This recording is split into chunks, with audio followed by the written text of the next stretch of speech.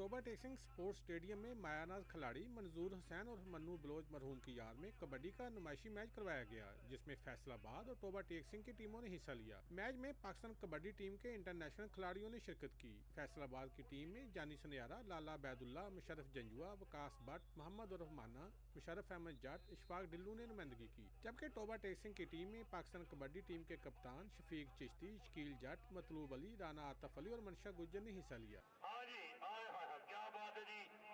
इधर जनाब साडे लाला सगीर ओ तेरे सदके भाई, लाला सगीर कंबो ओ लग ओ तेरे। नुमाइशी मैच के दौरान दोनों टीमों ने सलाहियतों के भरपूर जौहर दिखाए। सख्त मुकाबले के बाद फैसलाबाद की टीम ने 1 पॉइंट से अपनी टीम को जीत से हमकिनार करवाया। इस मौका पर शायकीन कबड्डी की बड़ी तादाद ग्राउंड में मौजूद थी।